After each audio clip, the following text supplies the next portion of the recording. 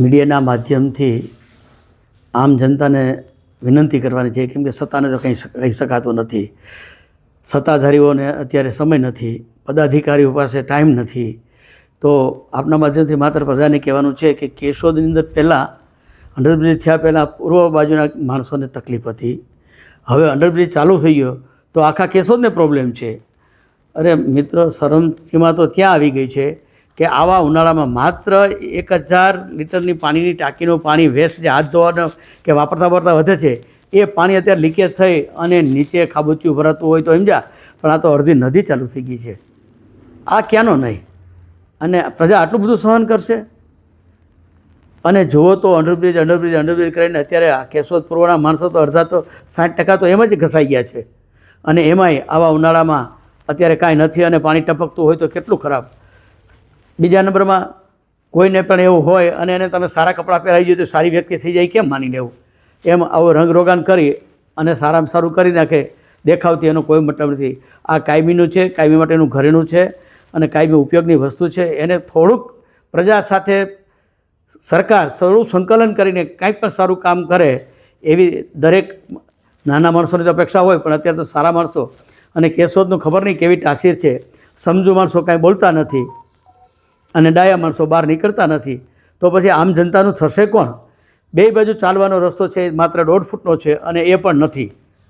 તમે ક્યારેક જુઓ તો જે નાના માણસો શાકભાજી લેવા કે નાના કામે બહાર નીકળે છે, જે બાજુમાં રહેતા હોય એ ચાલતા જતા ચાલવું કઈ જગ્યાએ?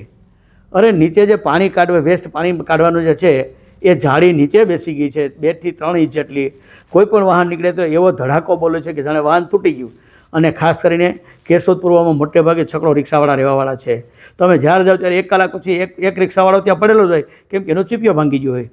હવે આટલી બધી ટેકનોલોજી વિકાસ પામી છે અને છતાંય કોઈ આનો અમલ નહીં, કોઈ અમલ.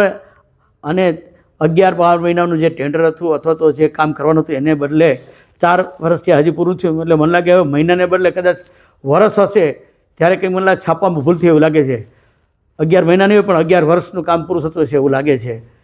હવે આવી હાડમારી ગામ ક્યાં સુધી સહન કરશે? મિત્રો, જાગો અને સરકારમાં બેઠેલા અથવા તો સરકાર સાથે સંકળાયેલા અથવા તો જેની કંઈક લોકો અપેક્ષા રાખે છે એવા તમામ થોડાક જાગૃત થાવ અને આમાં ધ્યાન આપો. આપને ખાસ વિનંતી છે. અમે રોષખોરી કરીને થાકી ગયા 4 વર્ષમાં, પણ આજે ખરેખર ગદગદ હૃદયે અથવા તો માંડ કરીને કરુણાથી બોલી શકાય એવી અમારી પરિસ્થિતિ થઈ ગઈ છે કે કેશોદ પૂર્વનું અથવા કેશોદનું કોઈ નહીં, કોઈ વાત તો સાંભળવામાં નહીં આવે.